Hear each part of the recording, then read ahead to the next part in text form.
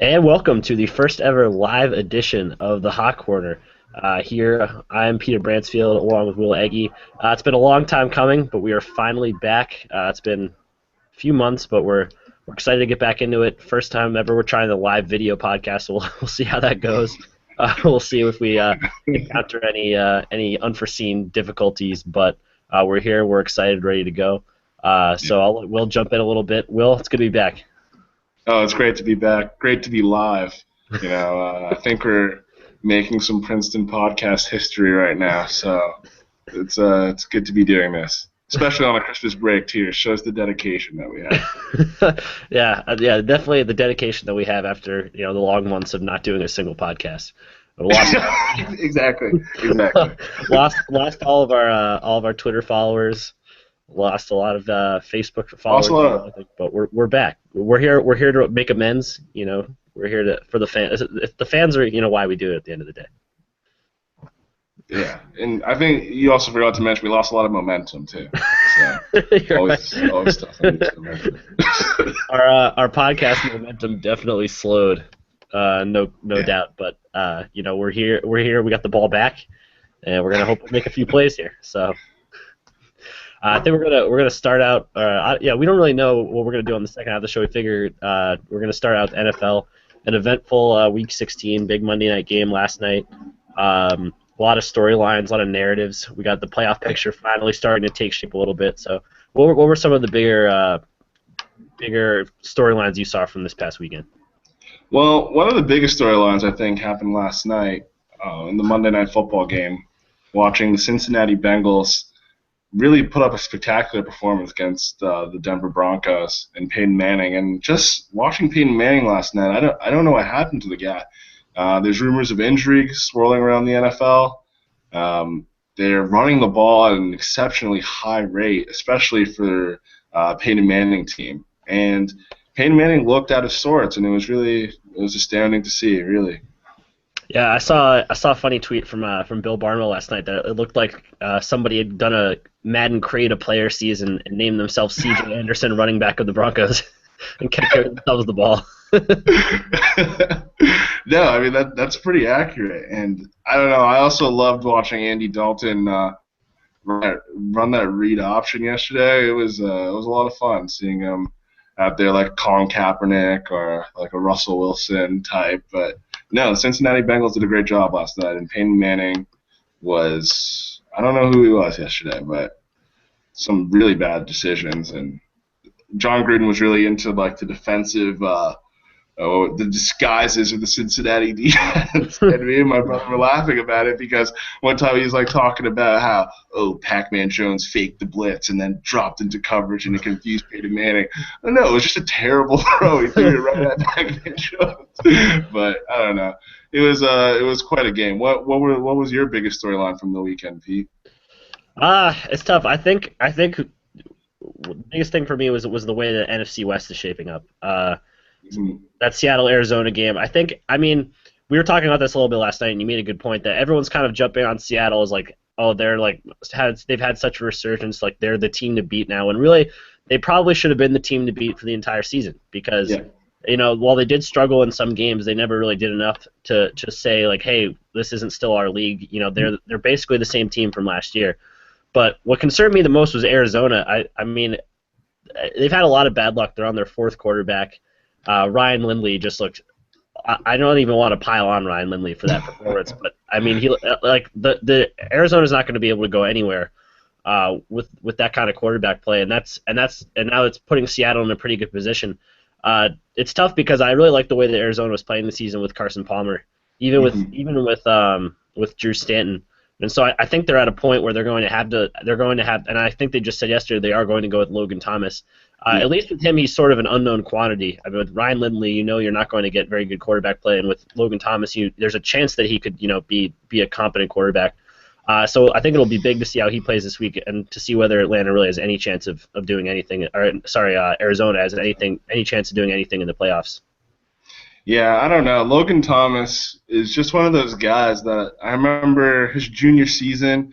He was initially coming into his junior season. He was one of the top ranked guys, They were comparing him to Cam Newton. He was going to be the next Cam Newton, and I was looking forward to watching him play, and he was atrocious. And he came back for his senior season, and he was not any better. He was actually worse his senior season. But you're talking about a guy that, and sorry to channel John Gruden, but you're talking about a guy who has all the physical attributes you want in a quarterback, and he's something like Hercules back there, but he just makes terrible decisions with the football. He's really really inaccurate, and this was at the college level where guys are running wide open. So he came in earlier this season. I think one time he played well, and I think the second time he came in he played pretty terribly. Am I correct about that? Or I might be mixing up the preseason and he had the one regular season game where he came in against Denver, and he went 1 for 8. And although the one was one of the luckiest touchdown passes I've ever seen, 10 for 81 yards. Yeah, I mean, I think what scares me a little bit is that Arizona didn't go to him right away. They went with which is a concern to say that like we think Ryan Lindley puts us in a better position to win than Logan Thomas. So I don't know, but Bruce Arians has proven to be a very capable coach. He seems to know what he's doing. So I give him the benefit of the doubt in that situation, but I hope that Logan Thomas can show us something, because I want Arizona to be able to at least compete in the playoffs. The nice thing is that there's a good chance that they're going to be playing the NFC South winner in the first game, so that I guess presents probably the most winnable matchup you can get on the road in a playoff game. That's true. What did you make of the Patriots this past weekend? The Patriots take another AFC East crown. They're riding into the playoffs on a wave of momentum, Pete. And Gronk is healthy. Tom Brady's playing well. Not spectacularly. I wouldn't say he's playing spectacularly, but he's playing really well. Darrelle Revis is back. The national media has remembered that Darrelle Revis is the best corner in the game after his little trip to Tampa Bay, and that they're clicking on all cylinders. What do you think of the Patriots' chances going into the playoffs? Well, I mean, you have to be optimistic about the Patriots. Obviously, not the best performance this past weekend, only beating the Jets by a point. There are some scary moments there, but I give a lot of credit to Rex Ryan and to the Jets that they always play the Patriots tough. The last 4 games that the Patriots have played against the Jets, they've gone 3-1, but every single game has been decided by 4 points or less. So it's just one of those division games that's always going to be a good one, regardless of the overall quality of the good teams. The Jets have a great front seven, and I think they showed that what might be a possible weakness for the Patriots is the offensive line and running the ball. I do think that's something they can figure out for the playoffs for sure. But one of the things that didn't get talked about too much was that Dan Connolly, the starting left guard for the Patriots, didn't play in this last game, and it's not like he's an otherworldly offensive lineman, but he's a very good guard. And the Patriots have done well with a certain lineup, with a certain offensive line, with certain interior, with Connolly, Brian Stork, and Ryan Wendell, those 3 guys on the interior of the line. And when they've had to switch guys in and out, that's when there's been problems in terms of protecting Tom Brady, which is something they had trouble with without Dan Connolly. So the nice thing is that they were able to lock up home field so that Connolly can get another week of rest for his knee going into the playoffs. He'll actually have 2 more weeks of rest with the bye. So all in all, I feel pretty good about where the Patriots stand, being number 1 overall. There are a couple teams that definitely can present some challenges to them, but I mean you have to consider them the favorite to come out of the AFC at this point. Yeah, I think you're right, Pete. Especially, and that's why I was bringing up the Broncos as the most interesting thing from this past weekend, because I think the Broncos in the AFC are the only legitimate sort of team that poses a threat to the Patriots. And by legitimate, let me clarify, and I think I want to say most consistent threat. I think the problem with like a team like the Steelers is that the Steelers are among the most inconsistent good teams in the NFL. I think the Steelers, their record against losing teams is pretty astounding, especially if you think about the loss against the Jets earlier this season. After Ben Roethlisberger had put up 2 back-to-back 6-touchdown passing performances. And the Steelers are too inconsistent. I think the same thing of the Bengals, the Ravens, the Chargers. All these teams have the ability, but I don't trust them in the playoffs to really match up with New England and put up a really good fight. Do you think I'm off base here, or I don't know? Well, that's kind of what worries me a little bit is that like what you said was that none of them are consistent, but all of them Hmm. have the ability, and that's what Yeah. worries me is that one of these teams can put together a great game against New England. The team that probably scares me the most is Pittsburgh, and that's probably because they're the only team out of those that we haven't seen yet this year. Uh, Okay. New England's already beaten Denver, Indianapolis, and Cincinnati, and San Diego. Hmm. So uh, Pittsburgh worries me a little bit only because they have a very good offense. I mean, I know like the Patriots obviously have their best defense in years, but I mean, Big Ben has shown that he can complete that he still does well with the deep passes and that he can put up yards and that offense can put up numbers. The Hmm. defense is not the best, which is why I would think like the worst case for the Patriots is they get into a shootout with the Steelers, which maybe isn't the worst thing in the world. No. But the Steelers mainly have trouble preventing the. They don't have a great secondary, but they mainly have trouble preventing the deep pass. And the Patriots' offense hasn't really been focused on deep passes this year. If you've watched them at all, it's been all kind of underneath stuff, which is kind of what they've been doing for the last few years. Yeah. So I think there's a scenario where the Steelers, that they get a couple turnovers and pick up a few big plays, like they go after, they're probably not going to be. I mean, you figure that Revis they'll put him on Antonio Brown, but they have other capable receivers that can exploit the rest of the Patriots secondary. So that's sort of the team that worries me the most. But at the same time, I could see Pittsburgh losing in the first round to whoever they end up facing. So I think Yeah. I think what you said is pretty is what to the Patriots what's in the Patriots' favor is that none of these teams are that really all that consistent. Anyone can be anyone. If I had to really predict the way it's going to go, I think it's still going to be New England Denver in the AFC Championship if I had to pick a matchup that I would expect. Yeah, I think right now we're looking at a Colts Steelers matchup as the rankings are right now in the first round. And I don't know. I know the Colts played my Dallas Cowboys this weekend and looked thoroughly inept, but the Colts, Andrew Luck was much to my disappointment, or I don't want to say disappointment, but was probably the NFL MVP halfway, maybe even three-quarters way through the season. And that guy is, I mean, he is a very good quarterback in this league. He has sort of taken that leap that I was sort of hounding him for last year, that he didn't make last year. And I don't know. I think all the threats that you're talking about with Pittsburgh, I think the Colts possess them as well. I just think, though T.Y. Hilton didn't play this weekend, and T.Y. Hilton is such a big part of what they do there in Indianapolis. T.Y. Hilton is amazing. I think he's a little bit underrated right now. I don't hear his name as often with the great receivers in this league. I don't know if I'm constructing a straw man right now and making up an argument, but No, I, I, I, I I agree with that. yeah, I think he's a little underrated, and I don't know if he's not. I'm not sure of his status right now, but if his injury is going to be a problem in the playoffs, that could be a really big deal for them in that first round matchup and a potential second round matchup with the Pats. But I don't know. I think you're right about the Steelers, though. I think they're the greater threat. Yeah, they're definitely the team that scares me the most. I would still obviously consider the Patriots favorites over any of those teams, but the Steelers just have, to me, have sort of that wild card sort of mentality about them. They can just put up points. They'll one day they'll put up a ton of points, and the other day they're losing to the Jets. So I don't know. They're the team that I can sort of at least get a beat on. So I almost wouldn't mind the Hmm. Steelers. I wouldn't mind the Steelers winning this weekend, taking the 3 seed, and then we wouldn't even have to see them until the AFC Championship. Yeah. So Yeah. rather than having to face them in the divisional round, but yeah, no, we'll see how it plays out. Really, I think you have to like the Patriots' chances against any of those teams, but I think any of those teams are. Anytime you have a quarterback that's capable, you never know. He could have a Joe Flacco type of run where he has where you string a few good games together. No, you're definitely right there. I think another surprise, sort of, or maybe it's not a surprise. I actually think you pointed this out when we were on WPRB a couple weeks ago. Uh, right now, I believe the Lions are sitting in the second seed in the NFC. The Lions, we all know about your love of Jim Schwartz last year, and they're Well, look what the they've been able talent. to accomplish without Jim Schwartz. With that, I know that really goes to your point. I thought Jim Schwartz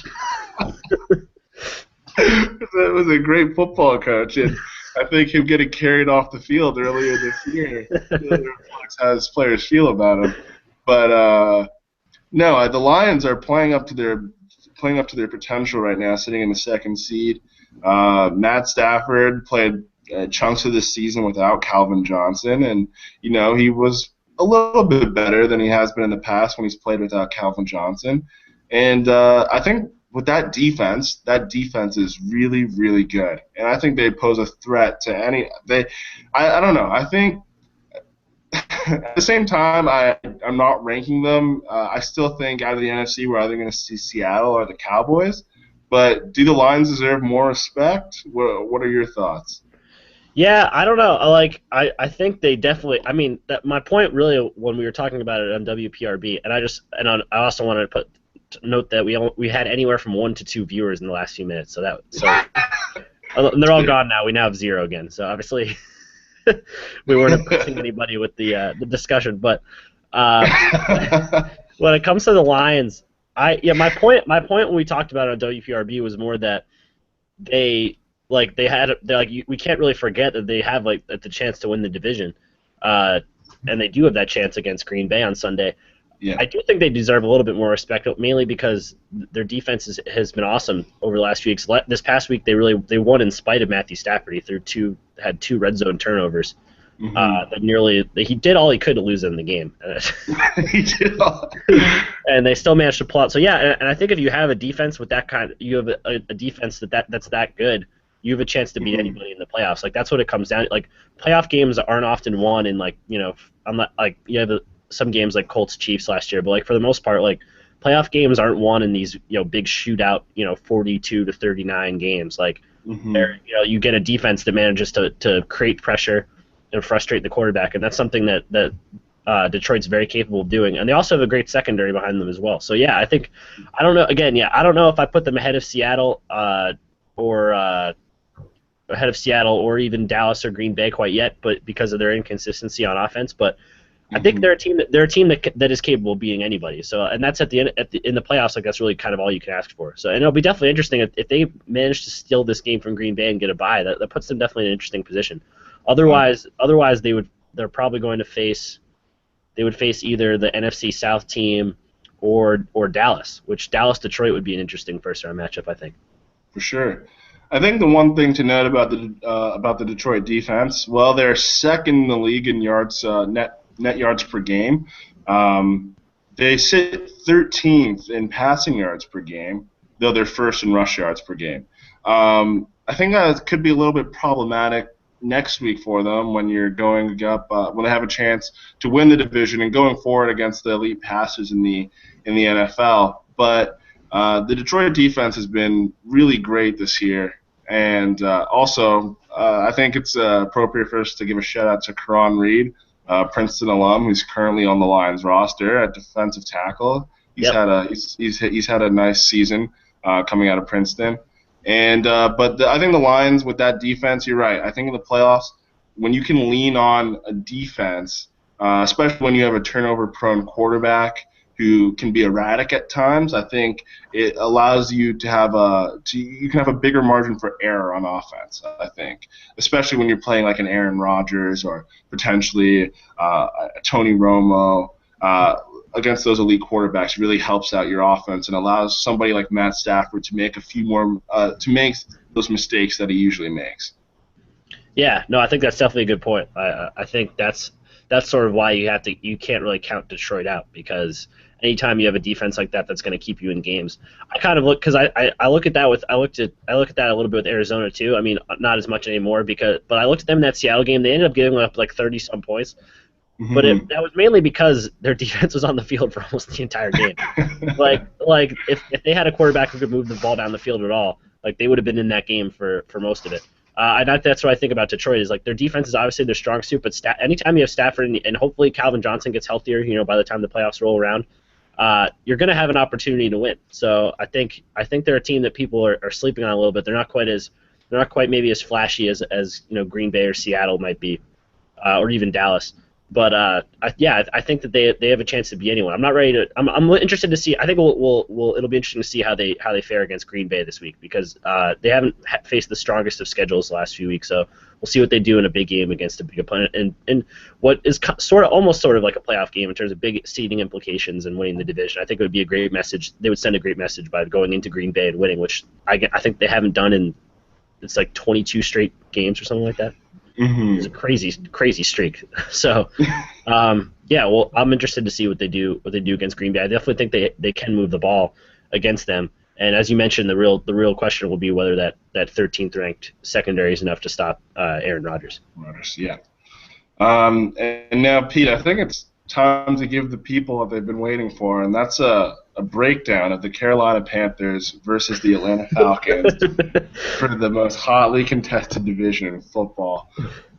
This might be the game of the century, and I don't think I'm over-exaggerating.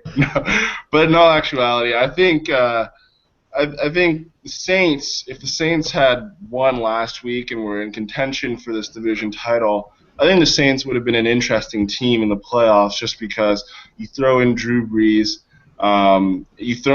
Getting a home game. I think that's really big. I think they can topple a lot of really great teams at home. But I don't know. Cam Newton's had an up and down year. The Atlanta Falcons. I don't know what to make of the Atlanta Falcons. They have a lot of talent on offense, but their defense is really terrible. And their offense, I don't even know how consistent. Like when you have Matt Ryan, I mean, we can always play the is he good game, and I think Matt Ryan's a guy you can play that with. Where is Matt Ryan really good, or does Matt Ryan have great receivers? Like you have a Julio Jones. I know Roddy White's been a little bit slowed over the past couple of years, but you have Roddy White. You have Douglas. I'm not sure if Matt Ryan's really. Is he a top 10 quarterback? I don't want to play this is he a top 10 quarterback game, but I think it's actually appropriate in this instance where if Matt Ryan gets in the playoffs, is he scaring anybody? I'm not quite sure. Yeah, I don't know. I don't think either of these teams are scaring anybody if they get into the playoffs. I will give the Falcons. I mean, I guess I have to give the Falcons the slight edge in this game, just because over the last few weeks they've looked pretty solid. That game against Green Bay, they held serve for a while. I'm not sure that Carolina would be capable of doing that. I still don't know that Cam Newton's 100%. But I don't know. I give Atlanta a little bit more credit. But I'm looking at the schedules of both these teams, and they both have like these long losing streaks, and they managed to throw up the wins here. And you definitely have to give the Falcons credit for winning a must-win game against the Saints, and the Panthers doing the same. Staying in it. Mm-hmm. I don't know. I think that I give the Falcons the slight edge because really the Panthers can't defend the pass whatsoever, and the Falcons are not going to have trouble throwing the ball in my estimation. With Roman Harper and company just getting burned on those long pass plays, I give the Falcons the edge at home, but then again the Panthers they beat the Saints 41-10 the other I can't figure out at all what they're doing. I mean, a lot of it comes down to how healthy Cam Newton is, and he did look pretty good in the last game. Had a nice touchdown run. He does a lot of things that a lot of other quarterbacks can't do. You have Jonathan Stewart running the ball pretty well, coming out of nowhere, back from the dead. Maybe they can throw without throwing D'Angelo Williams into the mix. He can actually have some success. I don't really know. Yeah, Jonathan Stewart's been playing. Giving us the old Oregon Jonathan Stewart a little bit over these past few weeks. Yeah, I someone who had him on my fantasy roster for a couple years and I wanted him to be a Cowboy. I wanted us to draft him that year instead of Felix Jones. That probably would have been a good choice. I mean, I feel like now it's sort of. I feel indifferent towards them. I mean, I'm glad we have DeMarco Murray and I mean Jonathan Stewart. The amount of anyways, not to talk about Felix Jones. I think he's gotten enough time in his NFL career. Who do you have winning that NFC South game on Sunday? Yeah, I have the Falcons winning as well. That Carolina team. It's just the inconsistency. The receiving core not exactly the greatest. I mean, you don't know what you're going to get from the run game week to week. I mean, Cam Newton, earlier this year, we remember when all the running backs were down, that run game was the most atrocious run game I've ever seen. And now I know Jonathan Stewart's playing a little bit better, but I don't know what to expect out of those guys. I still think the Falcons are going to pull this off. Yeah, I do too, and I think as you hinted at, I don't think either of these teams really has a great opportunity to win a playoff game.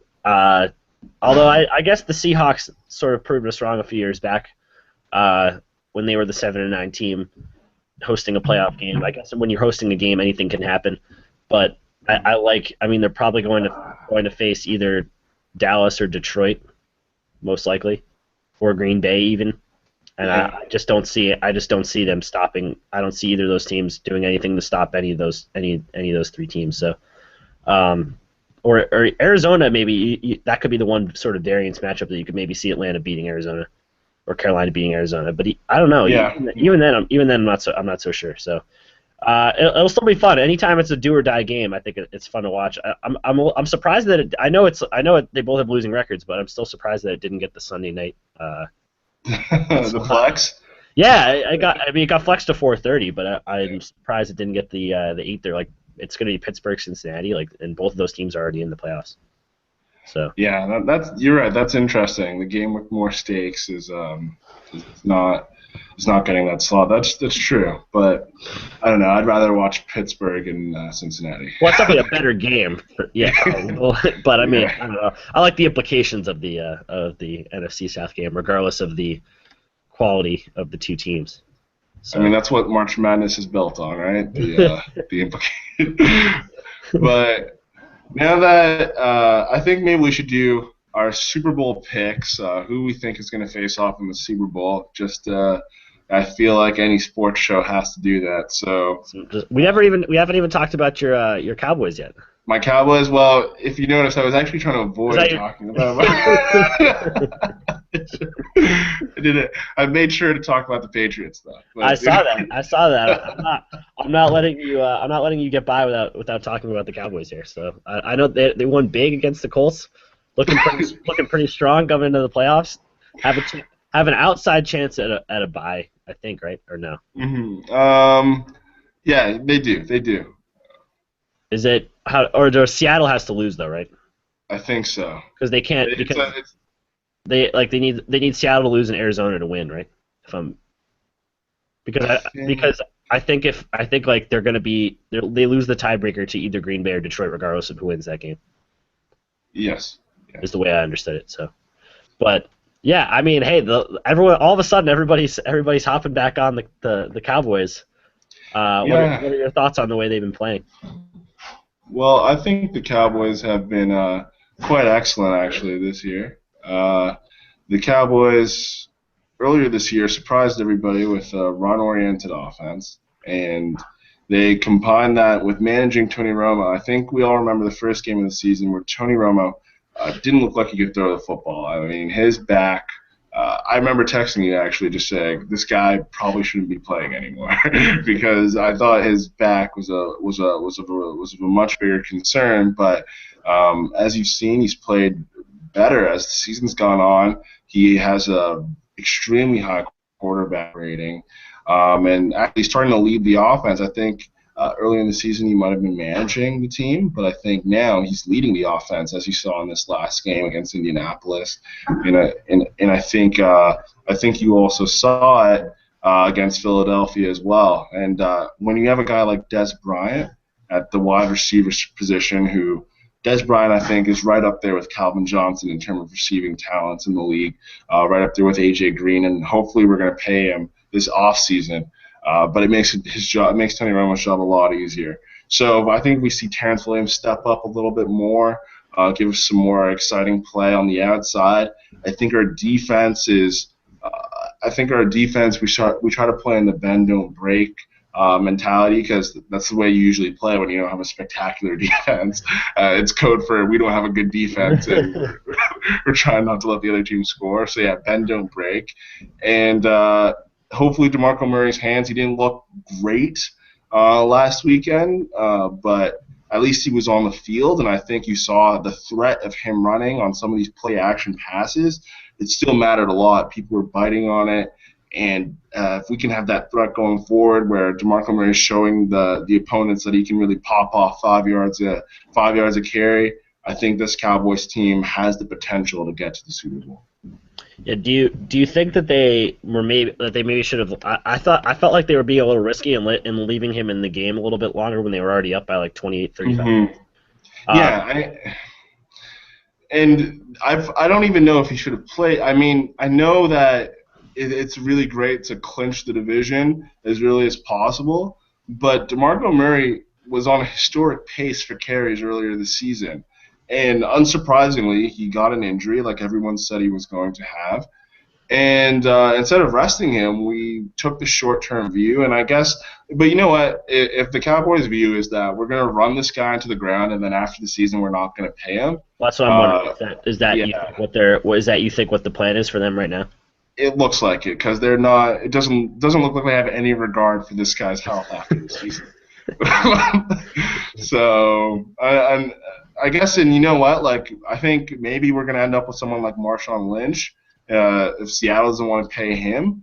I think that'd be interesting. But yeah, it looks like the Cowboys are just gonna ride DeMarco Murray into the ground for an attempt to get the Super Bowl this year. Which I mean I can't fault them for it. It's just kind of a little seedy at the same time. Yeah. So I guess. You sort of answered part of your own earlier question. We can get into the Super Bowl predictions. That you think that the Cowboys are a Super Bowl contender. Yeah, I do. But I think it's sort of about matchups.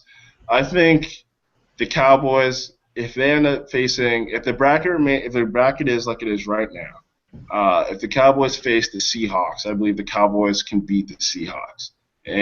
But if the Cowboys face Green Bay, I think Green Bay will go to the Super Bowl instead. But if I'm gonna put everything on the line, I'm gonna say that the Seahawks are the NFC's representative, and I'm gonna go with the Patriots in the AFC. I'm taking chalk. I hate to do that too because that's the same way I'm going to go. And I know that the top two seeds aren't. I think last year was one of the first years in a while that the top seeds made it to the Super Bowl, but I have to agree with you because I think the Patriots, as much as there are some teams that could sneak in there and win a game against New England, I think that they're clearly the class of the AFC right now, and I think they're going to get another crack. If they do get another crack at Denver, they've already beaten them pretty easily at home this year. I expect them to win at home again if they face off. As for the NFC, I think it's a little more wide open to me. I think I do give Seattle the edge. I will pick Seattle out of the NFC because I think they're the most complete team of any of the teams in the bracket over there. I think as much as Green Bay and Dallas definitely have more high octane offenses.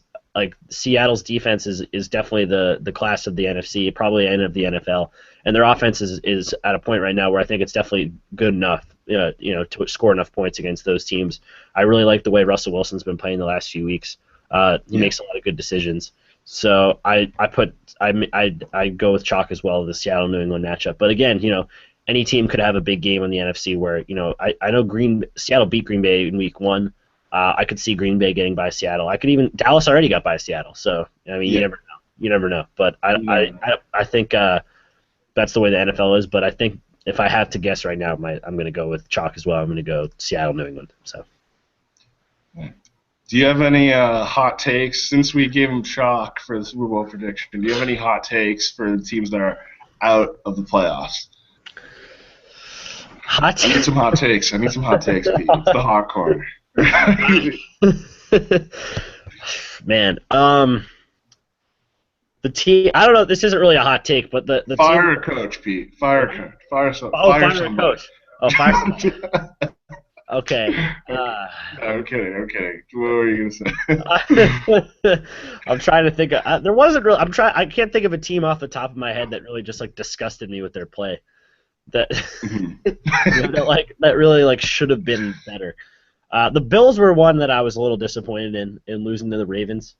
Okay. And now they are not the Raiders. I'm sorry. The Raiders, yeah. Yeah, I think it was kind of a do or die year for them because they don't have a first round pick next year.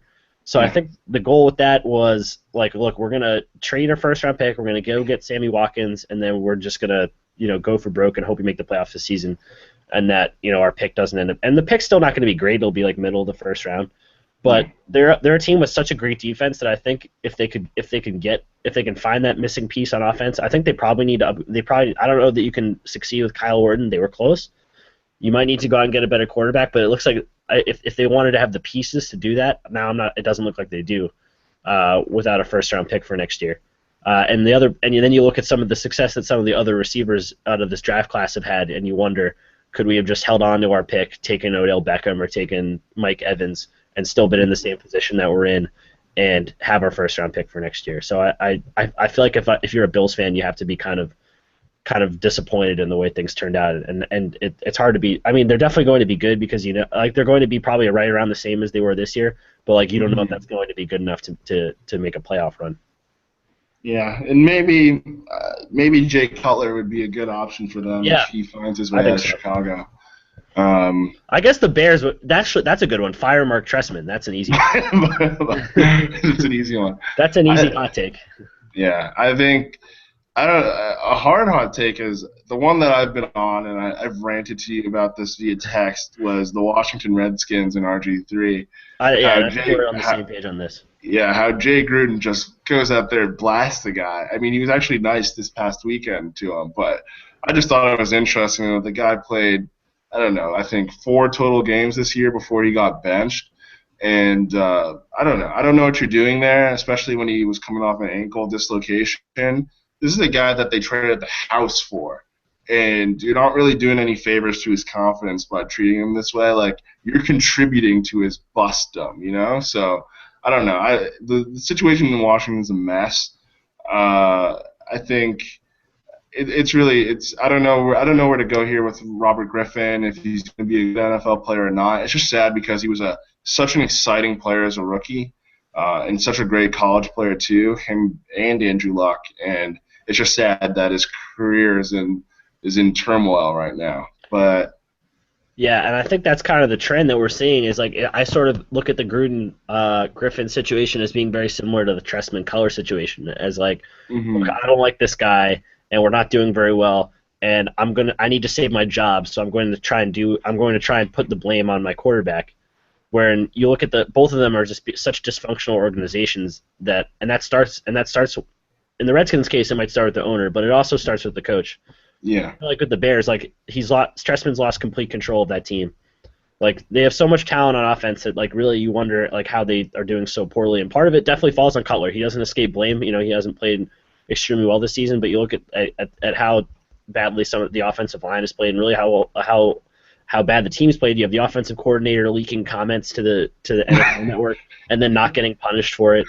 And then with the Redskins, you have Gruden going out there, and as you said, just kind of trashing RG3 every week when like he's barely started any of these games. And in both cases, like are neither Griffin nor Cutler are like the best quarterbacks in the NFL, but they both in theory should be good enough to get you somewhere. And I think I would love to see both in both cases, and I think Griffin especially because he's so young. Like, I really would like to see them catch on somewhere else and see if they can succeed with another team. Yeah. What's your take on Johnny Manziel, by the way? I don't know if we've talked about Johnny. No, I mean, I'm a fan of him, as you know. Yeah. So it was tough for me to see the way he played in his first game against the Bengals. I mean, he looked pretty awful. I mean, there's no two ways around it. And then getting injured against Carolina. I think we're far too like quick to judge quarterbacks. Like on ESPN the next day, they're like, "Oh, is Johnny Manziel done?" I'm like, "He played one game."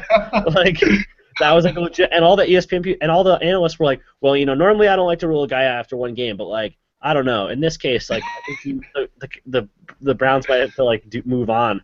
Like, the problem with him is that you get so small a sample size with him that you don't really know. I think that he still has the potential to succeed. But also, it leaves the Browns in a tough position because, like, can you really go into the next season with him as your number one guy, as your like main option, or like do they have to get a Kyle Orton sort of player or re-sign Hoyer? Like I don't or like that kind of Yeah. low or like high floor, low ceiling quarterback, just in case Manziel doesn't pan out. Like that's what I want. I think really all that we saw from Manziel is that we're not really sure what we have with him yet, and there's reason to be a little worried. But I think I don't think we've seen enough of him. Obviously, we haven't seen enough of him to say like, yeah, this guy can't play. But it would have been. I think the Browns would have liked to see him play a little bit better in those 2 games, so they could feel a little bit more comfortable going into next season with him as the guy. No, I completely agree with you. I think short-termism in the NFL has just reached a point it's out of control. Decisions are being made on coaches at such a high rate, on quarterbacks, and it's just hard to get any consistency as a franchise. Like how can you execute a 4-year plan if you only get 2 years? Yeah, right? Like how can you execute a 5-year plan? How can you build an organization? Right? And you look in baseball, the Tampa Bay Rays are an example where, you steadily build for the Dodgers now, and you see I guess it's a little baseball, football crosstalk, but you see what Friedman's doing out in LA with the Dodgers, and he's retooling his franchise, he's getting prospects, and, they spent a lot of money in the past couple of years, but now they're really trying to build a team through prospects, through having their own guys, because you can't solely build a team just by signing free agents. In the NFL, I guess the free agency isn't as much of a thing in the NFL as it is for baseball. But in the NFL, you also have to build through the draft, and it's hard when you draft a player who's a college player. Like even in college basketball, look at what we do with freshmen. If you're not a star freshman now, then we write you off, or maybe you're not good. When freshmen didn't play. Freshmen used to not play. Rookie quarterbacks used to not play. And now they have to play, and they have to play amazing. You have to be a top 15, or you have to show flashes of being a top 10 quarterback. And it's weird. Like, what happened to player development? What happened to coaching? Why can't you guys coach these guys up? Nobody wants to coach Johnny Manziel. It's just, oh, he's bad in this first game. How about you coach him? How about you tell him what he's doing? How about you tell him what's wrong, and I don't know. It's a really strange culture to me that everyone's so into win right now when there is a future. Yeah, and I mean there do seem, and like it is strange how there only seems to be like a real handful of coaches that can like coach quarterbacks. They're like, it's like, oh, Andy Reid's a great quarterbacks coach. Like Bruce Arians is a really good quarterbacks coach, but like. Really, like, shouldn't every coach in the NFL either be able to or have somebody on staff that can like do something with a lot of, like, how can there only be like 10 good quarterbacks in the world? Like it doesn't I don't know. Obviously talent, like you have to have talent to be able to play, but like I think you look at what Johnny Manziel was able to do in college, and like yeah, it's a different game, like for sure. Mm-hmm. But I don't know how you can look at what he was able to do and say like, oh yeah, this guy can't succeed in the NFL. Like I just can't be passable in the NFL. Yeah, I don't understand that. So, yeah, again, I think, and you look at, and I agree with you the way that teams cycle through quarterbacks. You look at like what happened to EJ Manuel in Buffalo. Yeah. I mean, he got he got like part of a season, and then this year he got like 2 or 3 games, and they said, okay, no, like we're gonna go with Kyle Orton, and everyone, that was kind of universally regarded as the right decision. And now he's done. Now the Bills already need another quarterback. And I know it's not the same league anymore where you can have Aaron Rodgers, sit behind, Brett Favre for 3 years. Mm-hmm. But I think in some cases like that would be good for some people. And I know like you draft a quarterback with the idea in mind that he's going to be your guy right away. But like that, I don't know, like that obviously is a risky way to do things, I think. And I think. I like what Jacksonville has done with Blake Bortles this season. I mean, he hasn't looked amazing, but like once he was in, and they've let him make mistakes and they've let him play. And I think I expect him to do a little bit better next season. Sure, he's a good player. But he wasn't. They didn't throw him into the fire right away, and they also didn't really once he had a few rough games, they didn't say okay, like your time's up. Like so, I don't know. I think that goes for a lot of sports. Is just there's this idea that you have to succeed right away, and I would like to see more quarterbacks get time to develop and show some of the potential that everyone thought they had when they came out of college. Yeah, and I think even look at what short-termism did to Buffalo, where they thought they had their quarterback that they drafted the year before, so they go out and they trade a first-round pick to move up to get Sammy Watkins for this quarterback, and then they bench him, like you said, 4 games into the season, right? So you have this new toy at wide receiver for a guy that you suddenly made a decision on to bail on, and it's just, now you've ruined this offseason, or not ruined it, but you have a higher degree of difficulty than you would have had before, just because you were in such a rush to make decisions. And I don't know, you're right. It's really interesting to see, and maybe that's why it'd be really cool to have like an NFL development league, or I know college football sort of serves as that for the NFL, but somewhere where you could put Johnny Manziel for like, I don't know, he plays like a 6-game schedule, and he goes out and plays against other guys that are hovering around NFL rosters, so he doesn't just have to sit on the bench. Maybe he can play, learn some NFL schemes, run the playbook in live action. But there's a lot of financing that has to go into that, and obviously it's probably not. Maybe until they have to pay NCAA athletes, maybe we won't see an NFL development league. So. Yeah, there used to be NFL Europe, and that was kind of the idea behind that. I think obviously maybe you can do something like that, not in Europe. Like I don't know, like there's the UFL, but it's not associated with the NFL. Right. Yeah, obviously, like there's a lot of I'm sure variables that go into that, but you would think like you could create something like that and put teams in like big college football towns, and you could see and like where there'd be an audience for like ex-college guys that are trying to make it, like. Yeah.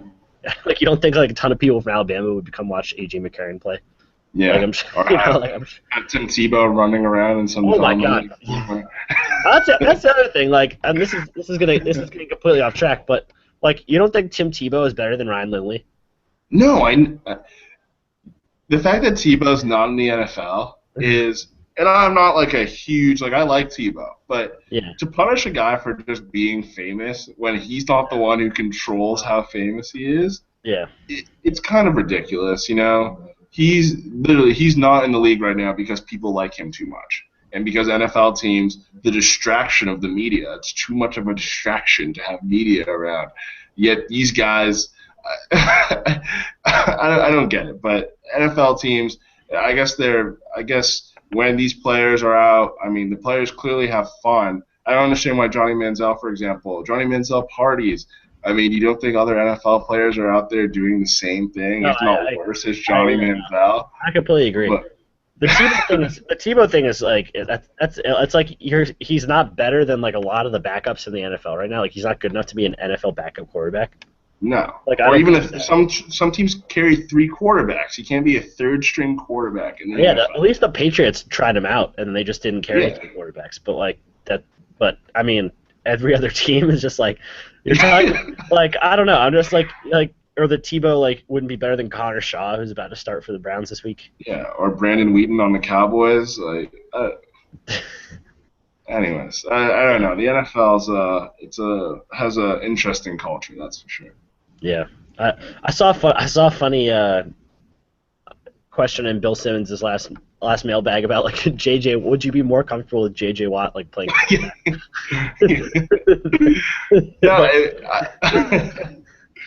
than Case Keenum or I thought it was ridiculous at first, but then I thought about it. I was like, you know what? At least it would be fun to watch. You know? I think everyone would find that to be an enjoyable experience. And Simmons was right. He could go out there, run some QB power. Yeah, just have him run into the line every time. Have him run into the line. It wouldn't be. And he did play. Wasn't he a high school quarterback or something like that? JJ Watt played some quarterback in his past. I know he was a tight end going into college. No, JJ's played a little quarterback. Wasn't he originally recruited at didn't he start out as a tight end at Central Michigan or wherever? Yeah. But that was the funny thing. It was I guess when you think about it, that you have to that you would there's part of me that says I would rather have JJ Watt just run and think that would work. That he could just take the ball and run into the line every time. That would be a viable offense. Yeah, it'd be a better offense than the one Ryan Lindley runs. That's for sure. Sorry, Ryan Lindley. I know. I feel like we're piling on Ryan Lindley. Yeah, no, he has enough problems to deal with right We're now. just using him as an example. Yeah.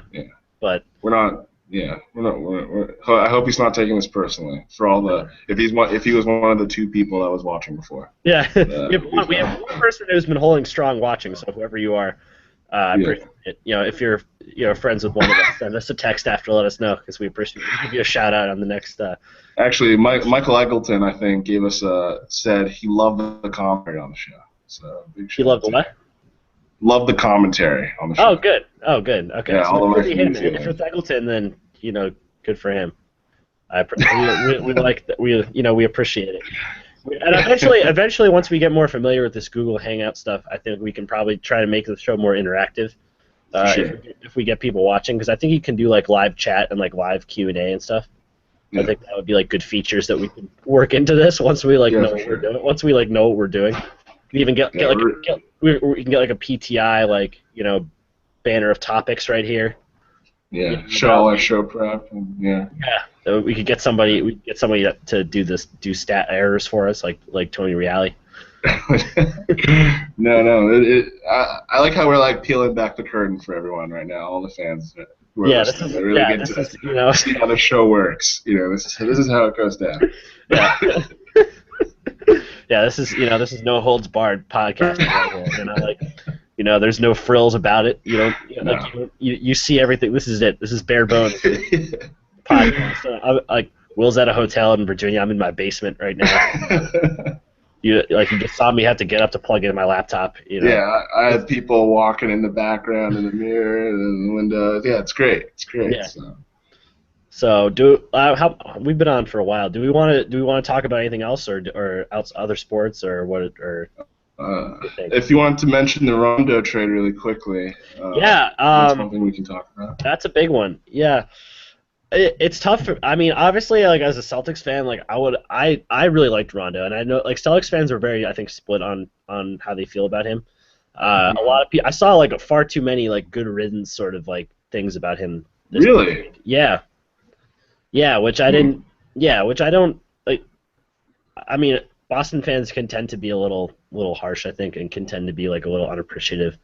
You guys are pretty spoiled now. So. Yeah, I think that's definitely part of it. I think when people think about the last couple of years where we didn't do anything or and he has kind of a reputation as being sort of a brat, which is partly true. He's had some stuff that he does, but at the end of the day, I think you have to remember the what he's contributed to the franchise over the last few seasons. Especially, he was part of the title-winning team. He was the last member left from the title-winning team in 2008. And whenever I think of Rajon Rondo, I think of the 2012 Eastern Conference Finals against the Heat and just how well he played in that series. Incredible. There aren't a lot of guys a lot of point guards in the league that I think would be capable of playing the way he played in that series. I think he had 20 points a game, 11 assists, 6 rebounds or something like that. He was just everywhere on defense. He was distributing nobody could score in that team. Even Pierce, nobody, or I shouldn't say nobody could score, but nobody could really create their own shot at that point. Pierce a little bit, but Allen no. Garnett was his knees are done. Pierce could here and there, but definitely not. Obviously, they're all at the tail end of their careers at that point, and he was just doing everything. And then he's guarding LeBron, he's playing man on LeBron. That's ridiculous. And defending him in crucial possessions.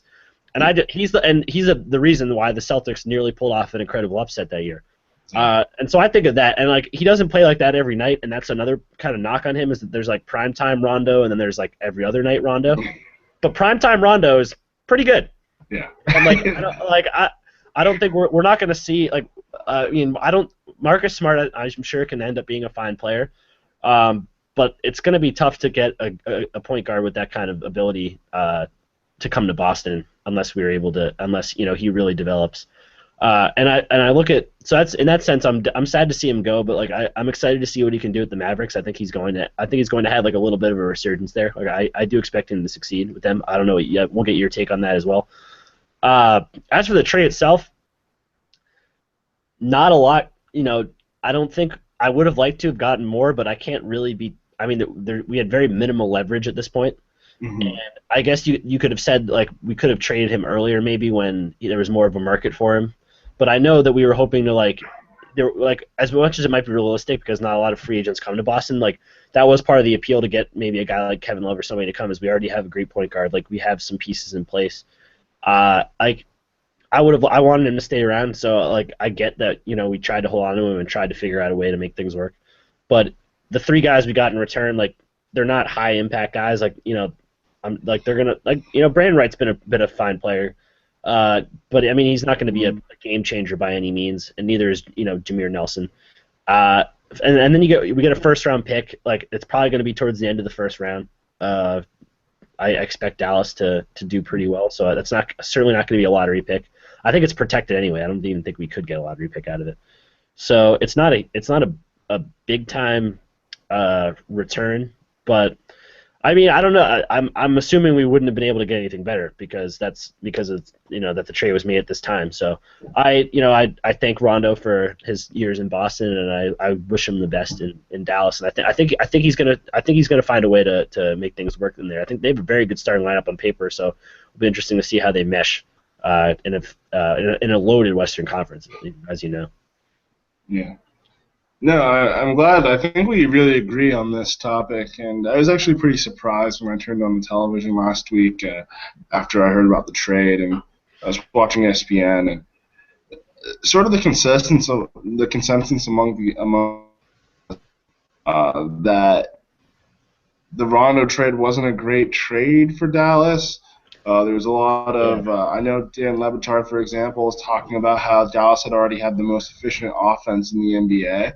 And you were bringing in Rondo, who had already been a rather inefficient player, and I was just sort of confused as to, and I think it sort of missed the point that, Brendan Wright was shooting a great field goal percentage and whatnot, but the fact of the matter is you have a chance to get Rajon Rondo, and I think this is where statistics and analytics sort of miss the point about, like, sometimes you miss the nuance when you're looking at just numbers. I think you have to interpret data, like economists don't just look and say, oh, this is what the number is, and then just say this is fact. Sometimes you have to interpret the data, and I think this is where you need to interpret some of it. And congrats that you had the number one most efficient offense in the league, but you have a chance to get rid of someone like Jameer Nelson. Like, you don't think Rondo in the fourth quarter of a very important playoff game, that the sacrifice in efficiency can somehow be made up in other statistics.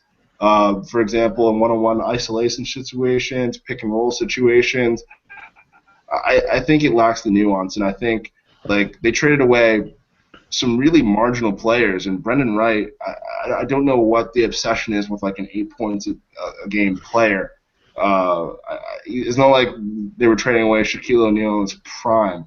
I think you can draft someone and develop him just like Brendan Wright. So I was a little confused by that, but I don't know. This whole craze with efficiency, I get it. Efficiency is very important, but I also think that in a 7-game series in the playoffs, I think you can tilt the math in your favor when you have the best 5 players on the court, and I don't know if that's always captured in all the analytics that we have. Do you disagree with that, or am I a little off base here? No, I completely agree with that. I think to say that going from Jameer Nelson to Rajon Rondo is going to negatively affect your offense. I don't I don't see how that even if that's of all the stats say that, I don't see how that's just objectively true. Yeah. Yeah. You're telling me you wouldn't rather have Rondo in a playoff series than Jameer Nelson, and I think he's been an inefficient player maybe with the Celtics, but he's going to be playing with a lot more talented offensive players with the Mavericks, and he's not going to be asked to do as much as he was on offense in Boston. I mean, you're providing for Jeff Green and Kelly Olynyk, who are decent players. He's actually had a really good season for the Celtics. Yeah, he's a good player. He's a solid player. But it's a little different than playing with Dirk, Monte Ellis, Chandler Parsons, and Tyson Chandler. That's an incredible starting 5. And I think Rondo's very good at utilizing the strengths of his teammates and putting his teammates in positions to score.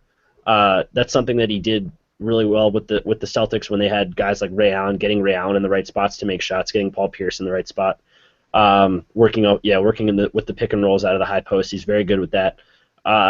So yeah, and I think, and I too saw a lot of negativity about Rondo, even reading Zach Lowe's piece on Zach on the Lowe, Rondo trade. He was very down on Rondo, and I think maybe he hasn't had the best past couple years. But he had the ACL injury, and he's kind of been toiling away in Boston, like, who hasn't been a very high profile team. So it's easy to say, like, from what I've seen of him, that he doesn't look great. But you look at those. I go back to the Eastern Conference Finals. That was what, 2 years ago, like, and he would play it. And I think you can get that kind of play out of Rondo in the right situation. And I think the Mavericks, like, he's the kind of guy you want to have in the playoffs and even fighting for a playoff spot.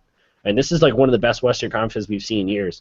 I think you need all the help you can get. And I think, like, I know that in the Mavericks case, like, you're only going to have Dirk for so many more years. Like, you got to go for broke. I think you got to go for titles and put, and try to put together the best team that you can. I don't think you can rely on and just say, hey, look, yeah, we have a really efficient offense. Like, that's really gonna do well. That's like this lineup. This lineup is good enough. I think you can't discount that. I think you can't discount that kind of stuff. But, like, I think you can just look at Rondo and say, like, this guy is going to help us. And I think in the Mavericks case, it was a move that I think it was a great move for them. And I think there are plenty of other teams that could have used Rondo as well. Yeah, I think you're dead on. So, yeah, and I'm looking forward to see how he kind of fits in. It's a very, very good starting five. But, like, there's so many other good teams in the West. It's crazy. Like, you look at the way Golden State's playing right now. But even, like, Houston, Portland, and then, like, New Orleans is out of the playoffs right now, and Anthony Davis is unreal. Like, yeah, and LeBron is, I don't know what happened to that guy this year. Like, he looks like a different player. Yeah, and it's interesting. Everyone piled on Bill Simmons for saying that at the start of the year, and he's kind of been right so far. Like, LeBron has not looked completely himself. Obviously, you can't count him out because he's LeBron. Like, you don't know what's going to happen. They're obviously going to be in the playoffs, and you'll see what they can do from there. It's very early in the season, but yeah, he's looked a little. He has not looked the way that he looked last season. You wonder if he played a lot of minutes over the last 3 years. Yeah. And you wonder if that's kind of taken its toll on him at this point. Yeah, and the sudden weight loss too. Yeah, that I've found interesting too. That, like, he all of a sudden looks like he did when he was, like, he looks more like his rookie year self than his Miami Heat self. So I don't, like, in terms of body weight. So that's kind of, I don't know if that's, like, to extend the career or what his rationale behind that is, but yeah, it's a little strange. But the East is interesting too. I think the Wizards have been a really fun team to watch. Paul Pierce is like kind of settling into that, like, wily veteran sort of role for them, and it's really, and they have a very good inside outside game. They've got good big men, but Wall and Beal are one of the best backcourts in the league, and I think I think this is a point that you've always stressed, which I agree with, is consistency. Is they're starting to build that consistency, having been together for a few years. Wall looks incredible. And I think he almost fell victim to that tendency to write people off too early. I remember his first couple of years, everyone was saying, like, oh, he's just an athlete, he's not a point guard. He can't shoot. Like, he's looking really good. And I think them and the Raptors are finally, we could be seeing some small market teams have some success in the East. I don't know if you want to talk about the Wizards or the Raptors at all, but I mean, the Raptors, they lost last night, but the Raptors are playing excellent basketball. I mean, Kyle Lowry is a great player, and they're only going to be stronger once DeMar DeRozan comes back. He was a big part of their team, and I was actually talking to some guys about this the other night, where they made the point that when DeMar's injury is allowing other guys to get some more minutes, like a guy like Terrence Ross to really step up, putting guys in situations to get experience. I think you saw this. What team was this? It's not coming to me now, but earlier, it's very important for young guys to get some experience on the court, to actually be playing in the games, be playing in tight situations, critical situations. That only helps your team during the playoffs. And forgetting the most recent example of this, but just take my word for it. It's true. But no, I can't recall who it was. Oh, sorry, no. Sorry, it's not injuries. It's the San Antonio Spurs, and I use them for an example a lot of the time. The Spurs with Duncan, Ginobili, uh, and Parker, all those guys playing like very few minutes. I think they all played under 30 minutes last year. And that was guys like Corey Joseph to come off the bench and play some solid minutes. And Corey Joseph had some big moments during the finals last year. It allows a guy like Danny Green to come up and step up during the finals 2 years ago. So when those bench guys get some solid minutes, get that experience, it's very important for them to play games, especially if you're going to rely on them in the playoffs.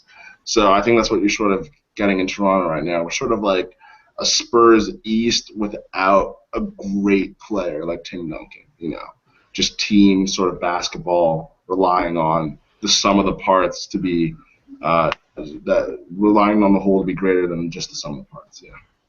Yeah. Well, yeah. I'm definitely interested to see how they stack up against some of the other teams in the East come playoff time. Especially now that I know I was holding out some hope that the Celtics were going to make the playoffs this year until we. And I think with Rondo gone, we could probably put that notion. But. Yeah, I'm looking forward to again, like the West is really loaded, but I think I find the East to be pretty interesting too, because I think, as you mentioned, you have that sort of like team focused basketball. I think you see that in Toronto and even in Washington a little bit, and then you have the Cavs that are going to be sort of that star studded like roster that we put together in one summer, and I think the Bulls are an interesting team to look at as well. This is completely going off topic, but I'm wishing that Carmelo had chosen to play with the Bulls.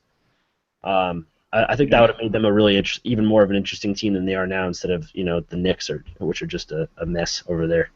Yeah, me and my brother had a big argument this morning about the triangle and all that stuff, and I was saying look, the triangle, you can debate the merits of the triangle, but when you're 5 and 25, as I think they are, it's not the triangle's fault. Like, the players were complaining about the triangle like 5 games into the season. Like, I don't know. Like, I think the players are the biggest part of the problem in New York.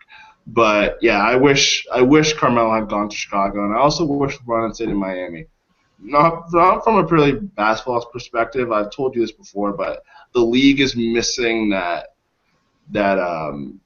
spotlight. Those 3 guys together, for some reason, the world loved to hate those guys. The way that they came together with all the hoopla and the pomp and it was great for the league. And now, like, LeBron's in Cleveland, and I don't feel the same energy around the NBA as I did last year or the previous 4 years. And it's too bad, especially when you have a team like Golden State and when you have the Western Conference being fantastic. But the fact of the matter is, LeBron's the guy in the league right now who the world really knows about, and they cared when he was in Miami, and they still care when he's in Cleveland. But he's the one who brings attention to the league from the average person who doesn't really even care about basketball. And I think it's tough for the NBA, but it would have been good if he had stayed in Miami and Carmelo had gone to Chicago, and we've had amazing teams, amazing storylines, and it would have been a fantastic season. Because the West is wide open, and I think that's the thing that people really hate about basketball, is that it's so predetermined that the best team always wins. I don't know if you're good. Like, who's the best team in the West? Like, well, yeah, that's the crazy part. Is like the West is at a point where, like, I think, like, if you make the playoffs in the West, like, you could win the title. Exactly. like we could have a scenario where all 8 teams, you could look at them and say, like, yeah, I could see them winning the West. Like, it's crazy. It's crazy. Like, I mean, there's not a team. I mean, the Warriors look like the best team right now, but like the Thunder, even if the Thunder get their whole team back together, then you have the Grizzlies, you have the Rockets, you have a whole host of teams that could win. And so, like, I think it's a great looking season from a fan's perspective, but from like a basketball fan's perspective. But yeah, as you mentioned, like, they're maybe not in that mainstream media sort of, like, yeah, there definitely isn't quite the same buzz around the Cavs that there is around the Heat. I think, like, LeBron sort of put a lot of that to rest by going there. So I agree with you in that sense. I mean, for me, like, I was tired of seeing him there, so I like. Yeah. And I was ready to sort of root for him, like not really, but like I was ready to be in a position where I wouldn't have minded him winning a championship with Cleveland, because I think Cleveland deserves like some happiness in their lives. Like even you look at the Browns, like the Browns looked like they were good and then they just fell apart. There's like nothing good happening for them. Yeah. But now, like after the whole bringing, and we've talked about this, I'm sure, how many times have we talked about this, but Kevin Love, like that whole thing, then I'm like, all right, like I really don't have any real sympathy for Cleveland anymore. Like that wasn't like his whole thing about LeBron's whole thing about him coming back and this is gonna be a young team, it's going to be a challenge, but I'm like ready to bring us back and this and that, and then they trade away all their young guys for Kevin Love. Like it's kind of the same thing that he did in Miami, except that there just wasn't. Yeah. Like, it was a completely different PR spin this time. Exactly. Yeah, it was just a different spin. And no, I think you summed up my feelings exactly. Yeah. Well, I think maybe we can wrap up there. I'm like next. I think we can definitely do another show pretty soon. Maybe talk a little college football playoff. Oh, that'd be great. Yeah. Your squad, Ohio State. Ohio State. Your resident Buckeyes fan. Making it into the playoff. I counted them out. I was wrong. I would be mad if I was a TCU fan. Oh yeah. I'm not even really saying, like, I don't even know who's the best out of those three teams because it's pretty impossible to tell. Mm-hmm. What would bother me is that they were ranked number three going. Yeah. And then they won by 52, and they were ranked sixth. Like the committee messed that up. How does that happen? And then you have the Big 12 to blame a little bit too, for just not saying like, hey, this team's our champion. That might have helped. I don't know. The problem that you're always going to have is that there's 5 big conferences and there's 4 spots. Yeah. But what are you going to do? We can talk a little bit more about that on the next program. But for the few people that did watch, thank you for joining us. We enjoyed this live podcast. We'll have the show. I think we're gonna publish it on our YouTube channel, which is the Hot Corner. Yes. And then you can follow us on Twitter at Hot Corner 2015. Like our Facebook page.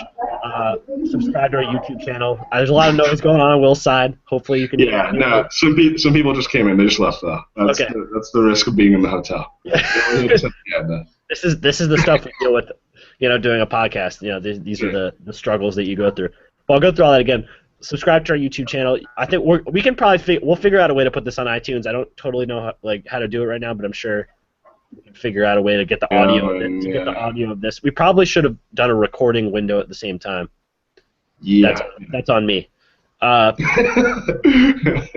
I'll figure out a way to get it on iTunes. And then subscribe to our YouTube channel, like our Facebook page, Hot Corner Podcast.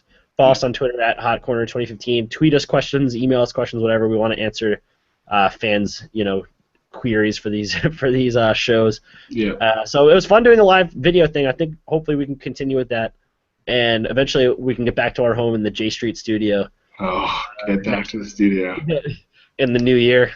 We'll get Omar's intro back in here. We'll get all the bells. We'll get all the bells and whistles put back together. But it was fun, and we'll keep you guys posted on when the next show is going to be. So, thank you. Yeah. So for Will Eggy, I'm Pete Bransfield signing off. Thanks for watching, guys.